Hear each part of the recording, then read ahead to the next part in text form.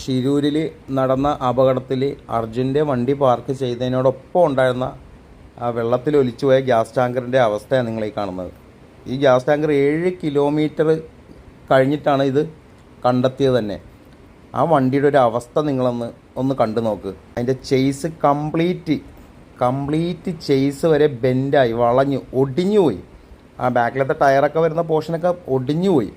അപ്പോൾ തന്നെ നമുക്ക് ഊഹിച്ചെടുക്കാവുന്നേ ഉള്ളൂ അവിടെ നടന്ന ആ മണ്ണിടിച്ചിലിൻ്റെ ഭീകര അവസ്ഥ എന്താണെന്നുള്ളത്. ഈ വണ്ടിയുടെ ക്യാബിൻ പോലും ഇല്ല, ക്യാബിനില്ല, ആകെയുള്ളതൊരു റേഡിയേറ്റർ മാത്രമാണ്. എൻജിനൊക്കെ എവിടെ പോയെന്ന് പോലും ആർക്കറിയില്ല. അത്രയ്ക്കും ഭീകരമായിട്ടുള്ളൊരു മണ്ണിടിച്ചിലാണ് അവിടെ ഉണ്ടായത്. എന്നിട്ടാണ് ഇവിടെയുള്ള മാധ്യമ പടകൾ കംപ്ലീറ്റ് പറഞ്ഞത് ക്യാബിൻ്റെ അടുത്തെത്തി.